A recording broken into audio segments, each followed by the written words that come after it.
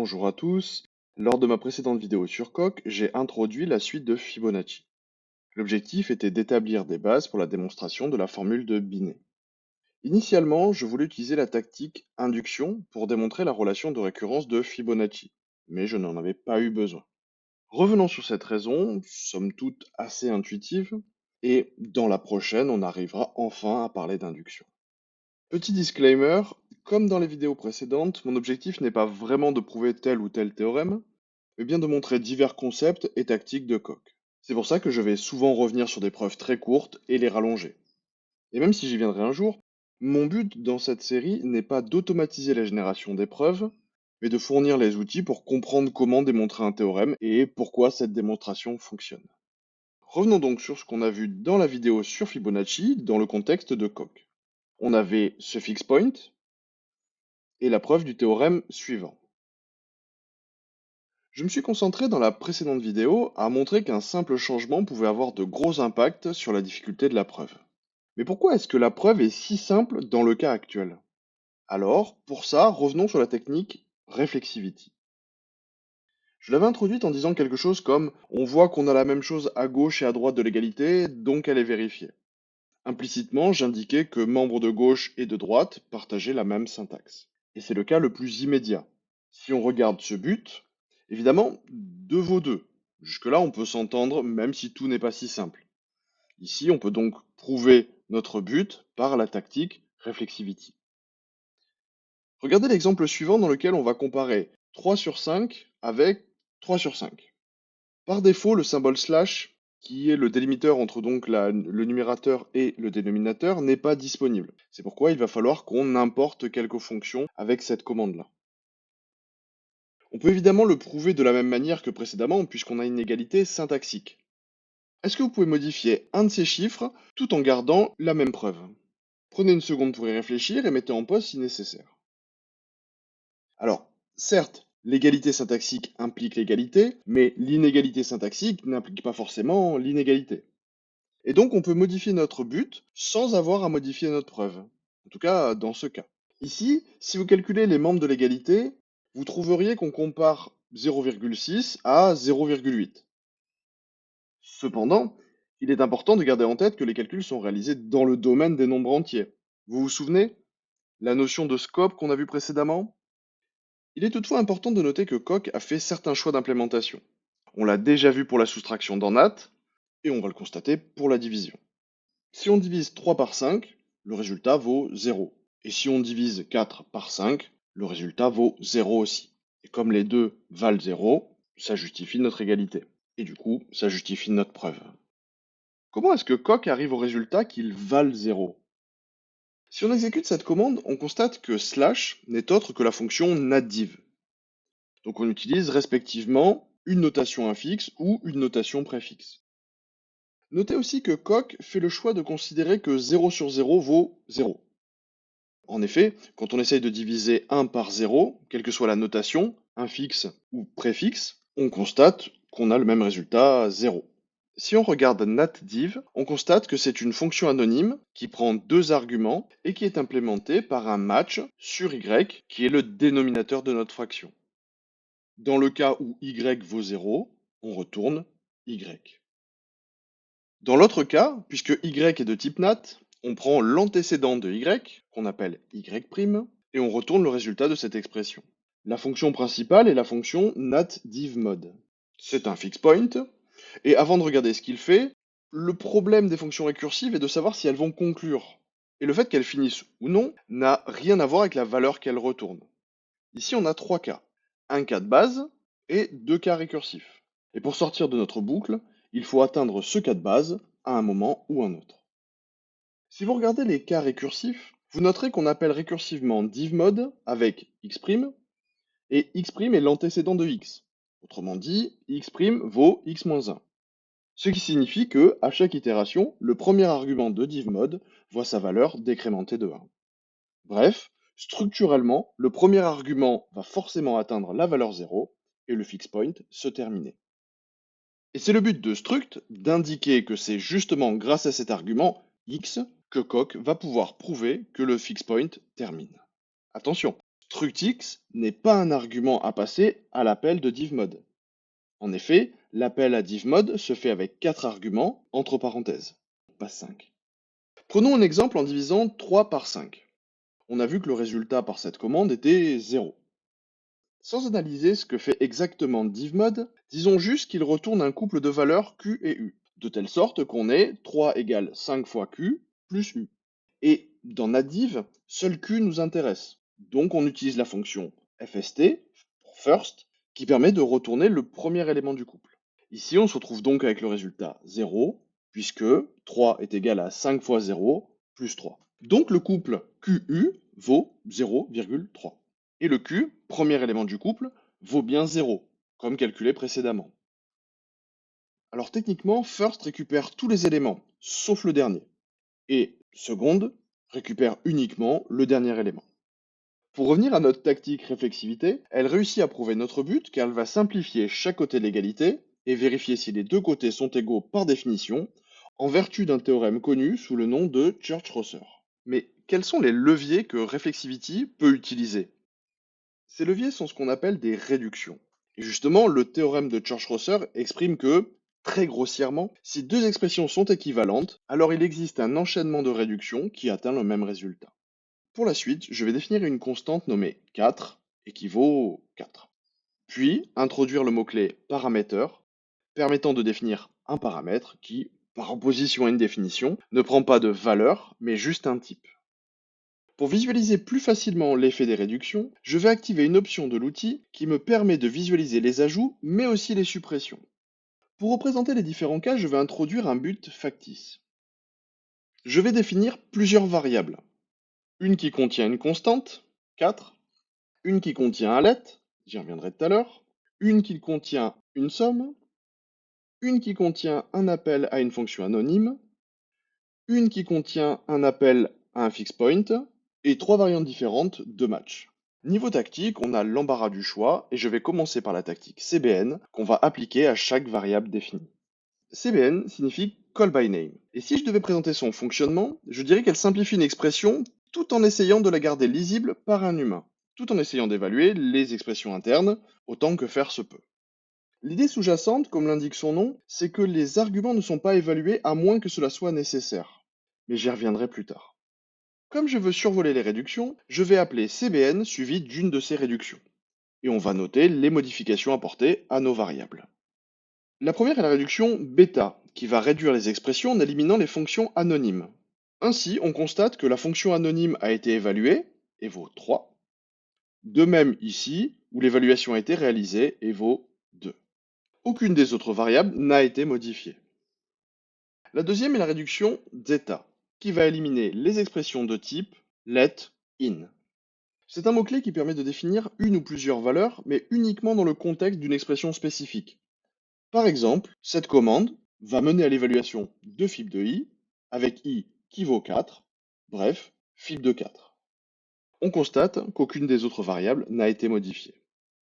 Il existe aussi une réduction fixe, qui, comme son nom l'indique, va réduire les fixed points. Évidemment, les fixed points étant des fonctions récursives, on va retrouver le comportement d'une réduction bêta en remplaçant les appels récursifs par l'expression du fixed point. On se retrouve donc avec un match, puisque typiquement c'est comme ça que les fixed points sont implémentés. Ce qui me fait une transition parfaite pour la réduction suivante, match. On a plusieurs matchs, voyons comment ils se comportent.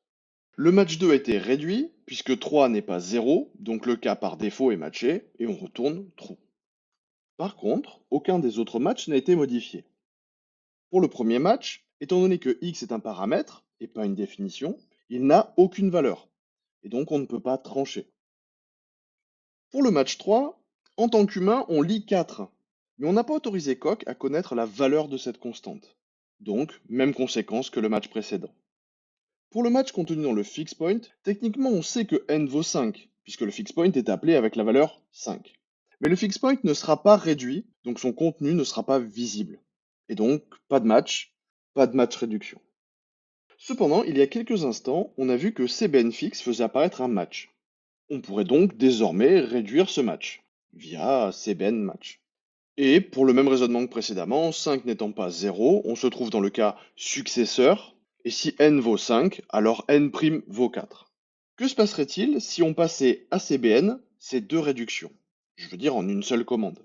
En effet, quand on demande à Coq, en une seule commande, d'éliminer les fixed points et les matchs, Coq va essayer de les éliminer jusqu'à l'échec, c'est-à-dire jusqu'à ce qu'on arrive à la fin de la récursion, ou à un fixed point ou un match qui ne soit pas réductible, comme on l'a vu pour le premier match.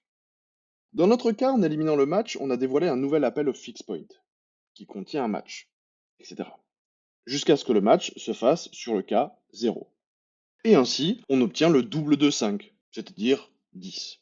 Alors, je me suis concentré sur le fixed point, mais il convient de noter que le match 2 a aussi été modifié. Puisque la réduction match réduisait cette expression, elle sera aussi réduite par CBN fixed match. Rapidement, il y a aussi une iota réduction qui nous arrange bien dans notre exemple, puisqu'elle combine fixe et match dans le même appel. Bref, CBN iota fournit le même résultat que CBN match fixe. Et j'en profite pour indiquer que l'ordre des réductions n'est pas important. Ici, comme on s'y attendait, on voit que le fixed point ainsi que match 2 ont été réduits par cette commande. Avant d'aborder la dernière réduction sur ma liste, petit exercice. Quel est le résultat de cette commande? Si vous avez répondu 2, vous avez bien calculé la valeur retournée par ce fixed point lorsque son argument est 2. Un bon point pour vous. Cependant, la bonne réponse est xf2 parce que l'expression à évaluer est xf2 et xf2 n'est ni un fixed point ni un match. C'est une variable identifiant un fixed point et une constante de argument de xf. Et c'est justement le but de cette dernière réduction, delta, qui remplace une variable ou une constante par sa définition. D'ailleurs, vous noterez qu'il nous reste une variable qui n'a jamais été prise en compte. Cependant, comme on le voit, c'est assez décevant, car aucune réduction n'a été effectuée. La cause est que CBN essaie de conserver une notation lisible par un humain.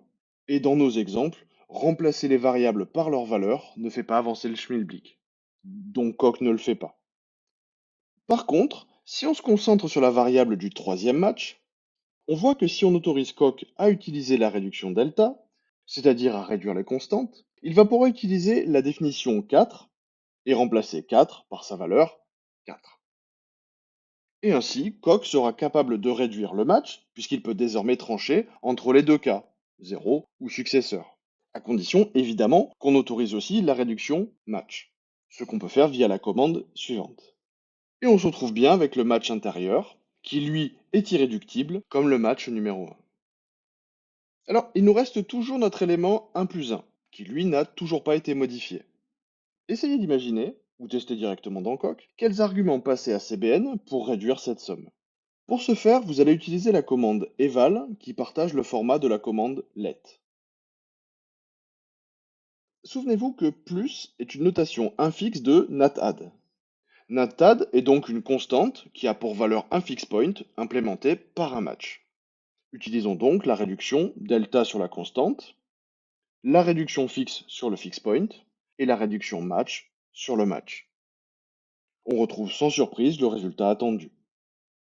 On aurait aussi pu utiliser la réduction iota puisqu'on a vu qu'elle combinait les réductions fixe et match. Je l'ai passé sous silence jusqu'à présent, mais il est aussi possible d'utiliser CBN sans argument. Coq se permettra d'appliquer toutes les réductions disponibles, même celles qu'on n'a pas vues. On constate bien que tout a été réduit, sauf les expressions irréductibles, comme on l'a vu précédemment. Le résultat le plus surprenant pourrait être le cas de la constante 4, qui n'est pas remplacée par sa valeur 4. Encore une fois, Coq ne voit pas l'intérêt de faire le remplacement, car ça ne permet pas de faire avancer les calculs, contrairement à l'exemple 3, qui lui est bien réduit. Encore une fois, grâce à la conjonction de delta et de match. Si on veut forcer Coq à réduire plus avant nos expressions, il est possible d'utiliser la tactique CBV, Call by Value, qui, comme son nom l'indique, va tenter de réduire notre expression en ne se rendant pas au nom de la fonction, du fixed point, de la variable, de la constante, des arguments, mais à leur valeur, comme on peut le voir en exécutant la technique directement. On remarque que, cette fois-ci, la constante 4 a bien été réduite. Il y aurait vraiment bien plus à dire, mais je vais me résoudre à vous donner uniquement cet exemple. Ici, on va construire un but factice qui essaie de prouver que pour toute n, n plus la somme de 1 plus 1 est égale à n plus 2. Comme vous le voyez, la preuve est simple, vu qu'il suffit, encore une fois, d'utiliser uniquement la tactique Reflexivity. Pour essayer de visualiser les différentes étapes de la preuve, et pour refaire une dernière passe sur certaines réductions, découpons un peu cette preuve. On va introduire n.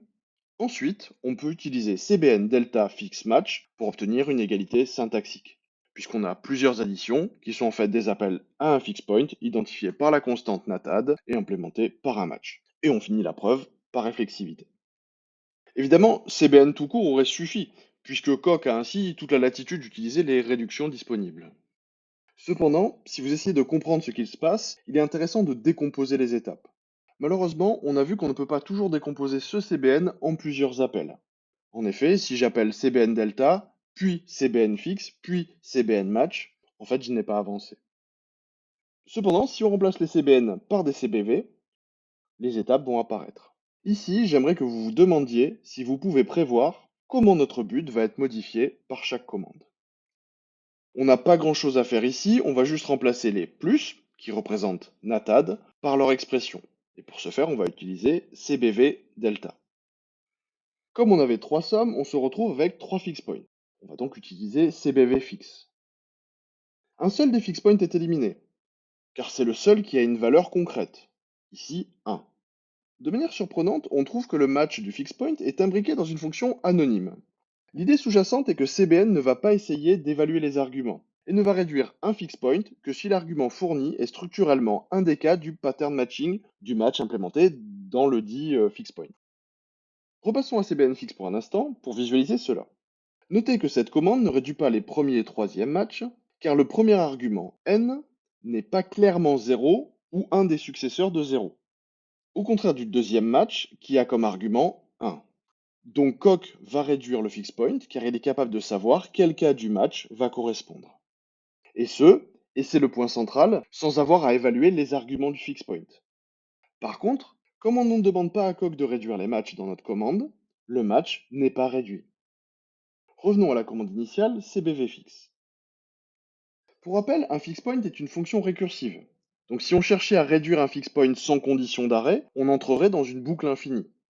C'est pour ça que Coq utilise ce qu'on appelle un combinateur de points fixes, a priori basé sur celui de Turing, car celui de Curie, dont on parlait dans la vidéo précédente, mènerait à des réductions infinies. Et ce combinateur de points fixes permet de transformer notre fix point en fonction. D'où l'apparition de la notation de fonction anonyme, ou lambda, qui va nécessiter l'utilisation de la réduction bêta. Donc on appelle CBV bêta. Pour les matchs, c'est CBV match. Et on se retrouve dans la situation précédente. Donc on va éliminer le fix point, éliminer la fonction anonyme et éliminer le match. Et il ne nous reste plus qu'à constater qu'on a la même chose de chaque côté et à appliquer la tactique réflexivité. Encore une fois, réflexivité seule suffisait, mais l'idée était de comprendre comment fonctionnait cette tactique. J'espère que le but est atteint, même si j'ai survolé pas mal de détails et qu'il reste encore pas mal de tactiques de réduction, comme lazy, HNF, red, etc. Une autre tactique de réduction que je trouve très pratique est la tactique unfold, que j'ai extensivement utilisée dans la vidéo précédente sur Fibonacci, en collaboration étroite avec son inverse, la tactique fold. En passant, maintenant qu'on a vu les réductions, quelle est la réduction évidente utilisée par unfold? Écrivez votre réponse en commentaire. Et donc revenons à la démonstration de Fibrek qu'on a réintroduit au début de cette vidéo.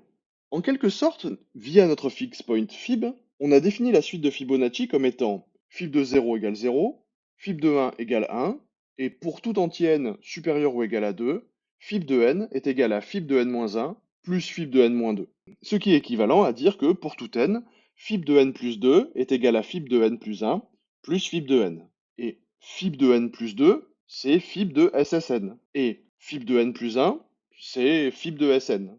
Et fib de n, c'est fib de n. Donc en vrai, par définition, fib de rec est vérifié. C'est ce que met en avant la preuve par réflexivité. D'ailleurs, si vous affichez fibrec, vous pouvez constater que la preuve passe par l'idée de dire que pour tout n, les deux membres de l'égalité sont vrais, par définition. Et ce ecrefl est justement la preuve que n'importe quelle valeur est égale à elle-même. Si on voulait compliquer la preuve de fibrec, je vous renvoie à mon disclaimer initial, on pourrait commencer par unfold fib. Et on a déjà le résultat qu'on espère. Il est juste illisible, mais si on copie notre but et qu'on recherche le membre de gauche, on retrouve le membre de droite, à la lettre près. Donc on a bien une égalité syntaxique. Bref, c'est QFD. Alors on pourrait quand même continuer avec fold fib, qui permet de voir l'égalité syntaxique plus facilement. Et si vous vous demandez d'où vient ce match, c'est que vous n'avez pas vu la vidéo précédente. On pourrait aussi, entre guillemets, cacher fib de S de n en commençant par définir cette variable. Ensuite, on refait les fold unfold et on resubstitue la variable par sa valeur. Et donc, fib de S de n vaut ce match. Ce que vous aviez sans doute déjà remarqué précédemment, mais bon, au cas où. Allez, il est temps d'arrêter cette vidéo. J'espère que vous avez appris quelque chose sur les réductions qui constituent la base de la tactique Reflexivity. Dans la prochaine vidéo, on parlera enfin d'induction. En attendant, si vous avez des réflexions à ce sujet, n'hésitez pas à utiliser les commentaires. Encore une fois, je salue votre courage d'être arrivé jusqu'ici. Et on se voit dans la prochaine.